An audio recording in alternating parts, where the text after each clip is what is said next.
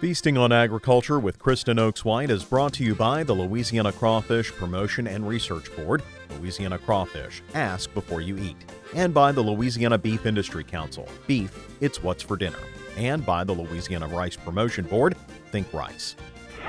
Welcome to Feasting on Agriculture. I'm Kristen Oakes-White, and today we're in Vidrine, Louisiana, braving the elements because it is a chilly 40 degrees with 40-mile-an-hour winds, it feels like. But we're here to celebrate and ring in the most wonderful time of year here in Louisiana, crawfish season. So let's go hop on a boat and see how the crawfish season's shaking out. Could not have picked a better day. It's pretty right, yep. Feels like springtime. It sure does. Yeah! Once your face gets numb where you don't feel it. That's right.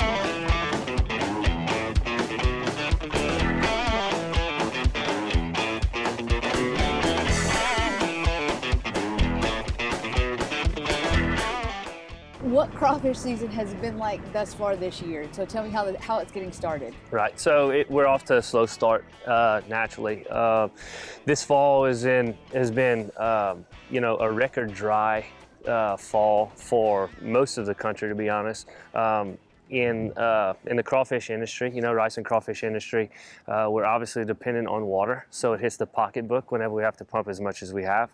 Also, the oxygen activity and of natural, a water source such as rainfall really improves the habitat and the environment for crawfish to conducively gain size and mature. So we're just off to a slow start. Naturally, we're seeing winter kick in a little later than normal, and so anyway, that's gonna affect the crawfish industry, from every aspect, from peelers to the live market. Since we had a warm and a mild fall and winter, I assumed that would mean there might be bigger crawfish. No. But that has nothing to do with it. No, I okay. mean, you need, crawfish need to basically shed, okay. They're not literally shedding, but every time they molt, right? So every time that occurs in a drastic change in temperature, okay. You see them size up, that's right. Farming is often a family affair, and it's no different right here in Vidrine. That's why Brad purchased this farm from his uncle Mitch, and he's hoping to learn everything that Mitch knows about crawfish farming. My man's particular about his operation here. Start off with a trap. That's right. Mitch, how long have you been in the crawfish industry? Since 1983.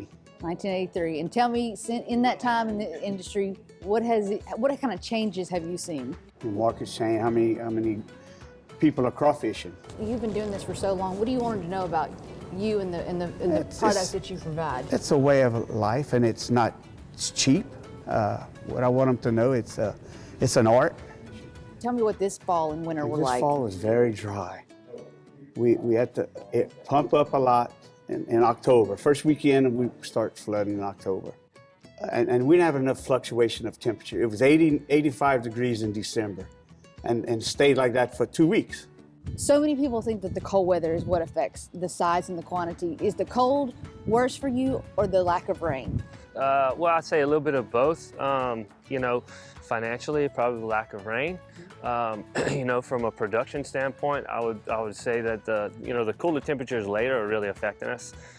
We need volatile temperature changes for our stock seed crawfish, to increase in size, which really promotes, the quality of the crawfish. Quantity is really not going to be affected. It's going to be the quality, which everybody really needs right now, especially the fresh market. I know you've always wanted to do this. Yeah, absolutely. This has been a dream for you to have your own farm. So what does that feel like? Correct. Well, it's great. Obviously, it's a family operation. It's I guess I'd be the fourth generation, on this farm.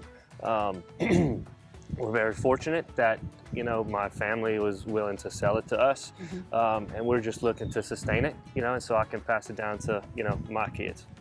Well, now that we've got a couple of sacks of crawfish, we're going to head over to the shed, and after the break, we're going to come back, and Brad's going to boil us up some of these crawfish.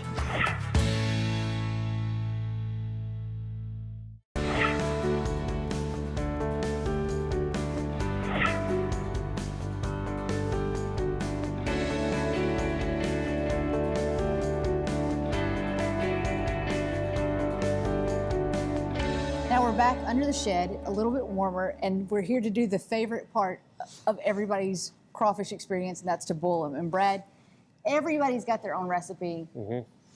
Every Cajun person that I know has their special way. You're going to share your recipe. Right. Yep. What's the first step? What was the first thing we need to do? Really, so we get the crawfish, out of the field. Obviously, come in this purple sacks here. Everybody does it a little differently. It's kind of like cooking a gumbo. Right. There's hundreds of ways to cook a gumbo. Everybody's trying to get to the same end result. I have probably a third. Just a 60-quart pot. Probably have about a third of it water. I have 16 ounces of liquid concentrated seafood boil. I have 3 pounds of dry seasoning, and then I have a quart of lemon juice in there. Okay. So first step, crawfish, add it to the water, which is what we're gonna do right now. Can you hear their tiny screams? A little bit. You can see you can see the cringing, right? Then we're gonna turn that a little bit higher, right? Okay. Then we got about, I'm gonna say, 10 to 12 minutes. Okay. And then once they get to the right spot, we'll take them out, and then we'll show you what we do the rest of the way. I'm so excited because now we're ready for the finale. It's that time. And you're gonna let me do the most important part. You're gonna do the critical part, that's right. Is there a way to screw this up? I don't think so. Even if you do, I think we might be able to fix it. A little Okay. rebound from it, all Oh. right? Okay. So we're gonna just let this drain a little bit here, Okay. okay? They're so beautiful. Yeah, they are. All right. So I can put all of this. You're gonna put the whole bag. The whole thing. So the bag Okay. of seasoning is gonna go first. So we're seasoning with the bag first. That's right. Okay.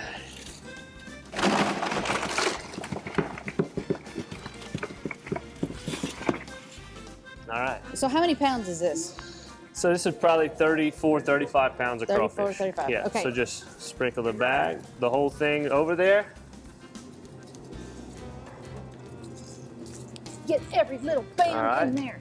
Good enough? Okay, now come with the butter. Got it going on. Now this is, see, I don't know anybody who does it like this but you. Here you go with the lemon juice. Okay. Ooh. Like I Okay. said earlier, butter is kind of to, soften them up a little bit. Don't need a whole lot of help right now this early in the season. The lemon juice helps to, break down the seasoning and get it into the crawfish a little And it's better. just delicious. That's right. That's right. All right. Okay. Close this. So you don't need to stir it or anything. I'm not gonna stir. I'm gonna give it a little shake here in a minute. Shake, shake, okay. That's right. So we're just gonna.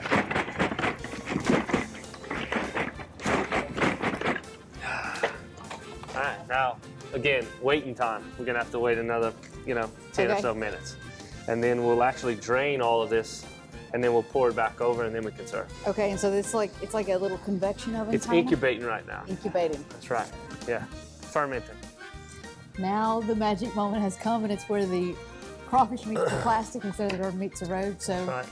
let's test The verdict is in. Brad's Mm-hmm. final. Now I'm not the best at peeling them. It's all right. We'll see. Hey, C'est bon? c'est bon. Mm-hmm. Let's see. I'll have a mushroom. See, I love them seasoned on the outside, and the mushrooms are my favorite too. It's not too much on your hands, is it? I don't even care. That's right. That's right. I don't even care. Just let your hair down when we're eating crawfish. I'm gonna keep eating. Yeah. I don't know what you're gonna do at home, and you can just sit there and be jealous. Yeah. But Brad, it's been great. Thank you so much for having us out here today. And if you want the recipe for Brad's special crawfish boil, we'll put a link on our website, twilatv.org. And until next time, we'll see you back on Feasting on Agriculture. Feasting on Agriculture with Kristen Oaks White was brought to you by the Louisiana Crawfish Promotion and Research Board, Louisiana Crawfish, ask before you eat, and by the Louisiana Beef Industry Council, beef, it's what's for dinner, and by the Louisiana Rice Promotion Board, think rice. Kristen, that crawfish looks amazing. To find more about Louisiana crawfish and some great tips for cooking them in your own backyard, head on over to our website at twilatv.org. Hey everyone, I'm Peyton Little, Louisiana FFA State President. After seeing that last segment, I just know that you are craving some Louisiana crawfish like I am. There are places to grab crawfish all across the state. Of course, the best place to get it is from the farmer directly.